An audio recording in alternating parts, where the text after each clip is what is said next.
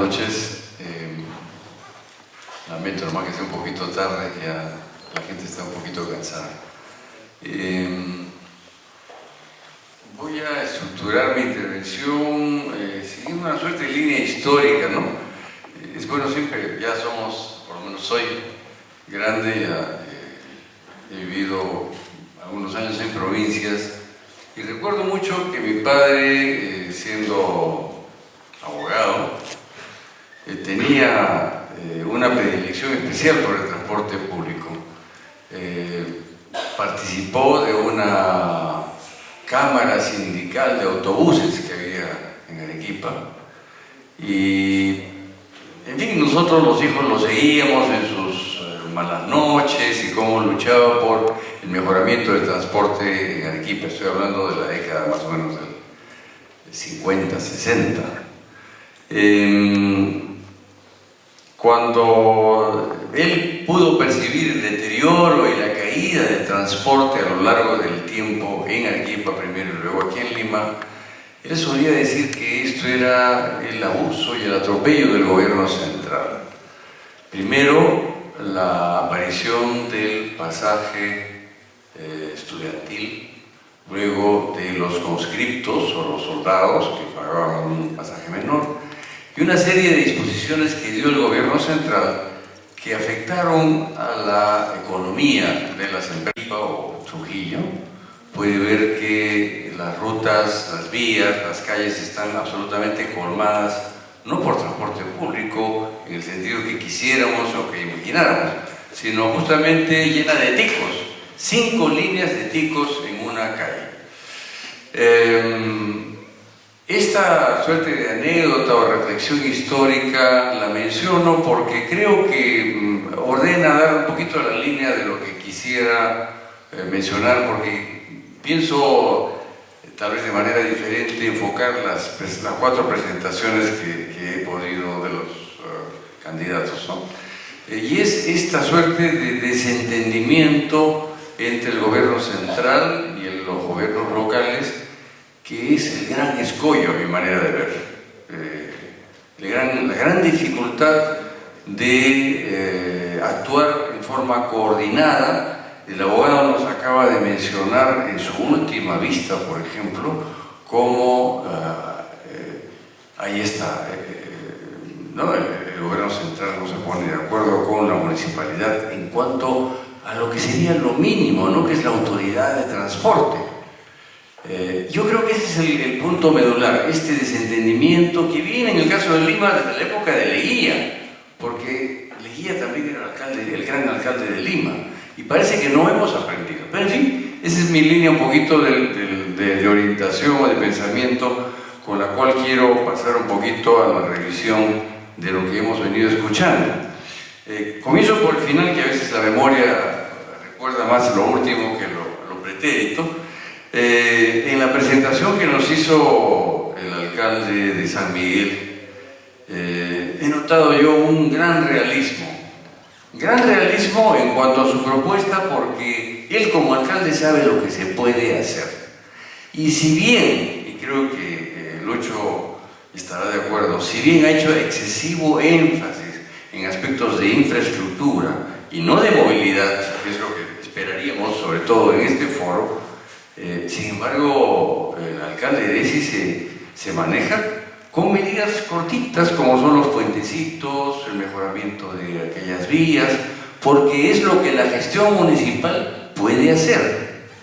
Lo que el candidato Cornejo nos mencionó, claro, creo que en buena cuenta fue criticado severamente por el ESI, porque cuando el gobierno aprista estuvo en el gobierno, debió pues haber hecho un manejo más sistemático, más lógico, más coherente de la línea 1, cosa que no hizo, y ahora se nos plantea que eso se va a hacer.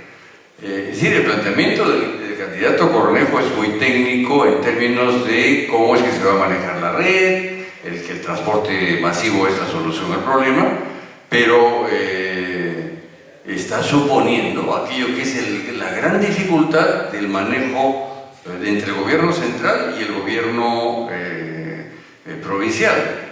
Este tema también se lo mencionó Herencia respecto a que las aguas hervidas, tratadas, que van a ir de la Tahuada o de la Chira, que van a ir al mar, que ahora dicen que se van a recuperar. Bueno, son proyectos que han gestado la administración del presidente García en años atrás. Y entonces, ¿por qué esta visión? Yo digo, nuevamente es porque el gobierno central siempre ve políticamente las orientaciones que le compete o le conviene y deja de lado a los terminales.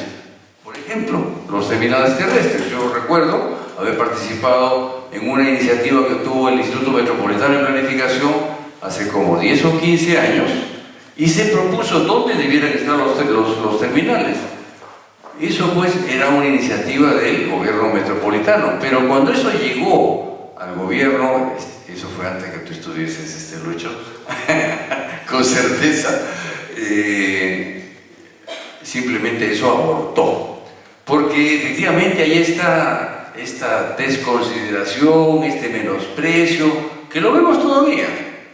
Últimamente hemos trabajado en unos proyectos de inserción entre el tren y el metropolitano, y se ve que cada uno se maneja por su cuenta, ¿no? Entonces, vuelvo al tema. Entonces, quisiera creer que el planteamiento del candidato Cornejo es, siendo tan técnico y tan convincente en muchos aspectos, nos va a llegar a buen puerto. Pero me temo que hay una serie de dificultades en el camino que él mismo no va a poder superar, porque no está garantizado que el gobierno central sea absolutamente afín al caso entre el gobierno nacional y el gobierno local. 4 minutos. Gracias. Mi colega Luis de las Casas, a quien me precedió en el Viceministerio de Vivienda, yo creo que hace un análisis muy interesante, regional, nacional e internacional del tema del enfoque del plan metropolitano, porque efectivamente cuando yo no vine ayer, no tenía un compromiso docente, pero he estado siguiendo muy de cerca el plan metropolitano y efectivamente creo que hay una dificultad en el manejo del plan porque el día a día se los está comiendo. Y el día a día significa que no se está adoptando las medidas y decisiones de gran nivel que pretende el candidato Cornejo y que también menciona Lucho, y que esto hay que mirarlo con una visión bastante más amplia. Pero nuevamente, mi querido Luis, es la posibilidad que tiene el gobierno metropolitano, que es muy restringida. Si el día a día los está ganando en el plan 35, es porque no saben, por ejemplo, yo estoy viendo el plan de Caraballo, no saben cuándo se va a hacer los colegios, cuándo se va a hacer las vías, cuándo se va a transformar el área agrícola, porque no está en su mano, no tienen el control. No tienen el control de la disponibilidad del agua. Como un gobierno metropolitano que no maneja ni la vialidad ni la movilidad con gran dificultad, ya hemos visto cómo se le ha arranchado la línea 2 a la Municipalidad de Lima, entonces, ¿cómo puede hacer gobierno metropolitano? Entonces, creo contigo, mi querido Luis, que efectivamente faltaría una visión, o convendría, más que faltaría, creo que convendría una visión internacional y metropolitana de Lima, pero las limitaciones que tiene Lima y ellos que están con los pies en la tierra, en el caso del plan 35, se dan cuenta que eso no es tan manejable. Entonces, claro, la propuesta que tú nos haces pasa obviamente por una sumisión, una coordinación muy estrecha entre el gobierno central y el gobierno metropolitano, que hoy día no existe y es probable que no se dé. Nuevamente recuerdo a Leguía trajo a la Foundation hizo todas las inversiones de infraestructura de Lima, se hizo la avenida Arequipa, se hizo una serie de proyectos, pero fue el gobierno central el que avasalló, no habría seguramente la legislación, ¿no? Cosa que hoy día existe. Pero no nos olvidemos que el gobierno central por lo menos promueve las leyes, la ley de municipalidades, promueve la ley del reglamento de acondicionamiento territorial, donde hay severas dificultades y donde las municipalidades están prácticamente maniatadas y no pueden intervenir de manera plena. Entonces, culmino digamos este comentario a lo que Luis de las Casas nos menciona, porque me parece que la crítica sería injusta, mi querido Luis.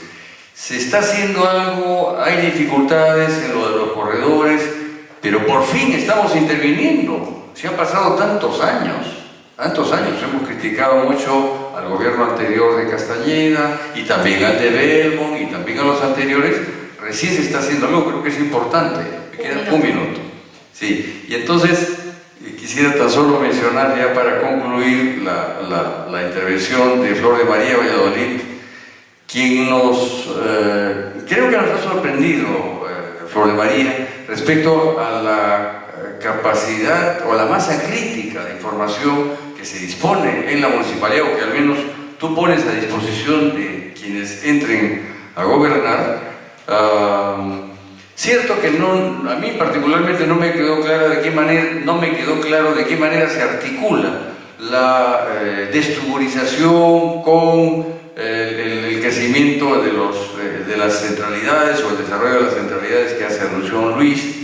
Creo que no se explica que lo que no queremos es que los barrios altos o las zonas tuburizadas del centro de Lima se queden como están. Recordemos tanto a Marco Mar como a Carlos Delgado decir que lo que estábamos tratando era de un subdesarrollo urbano y no se trata de confinar a la gente en esos sitios. Con eso quiero decir que no está claro cómo es que vamos a financiar, y tocarle la puerta al gobierno central diciendo que el gobierno central tiene que dar los recursos porque le corresponde hacerlo, creo que no es una salida tan clara. Creo que eso va a tomar bastante tiempo en consolidarse. No vi en tu propuesta un enfoque, un enfrentamiento del tema de la movilidad claramente. Creo que eso tiene que ser abordado, porque si algo se le ha criticado, o entre las críticas que se le ha hecho al ahora candidato Castañeda, es justamente que privilegió las obras, las inauguraciones, los puentes, los intercambios, pero del transporte, cero.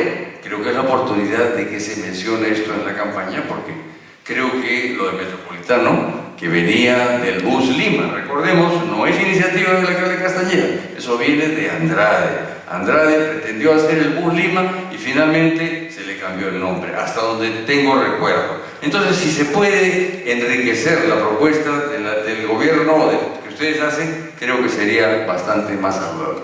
Muchas gracias por el tiempo. Gracias a usted.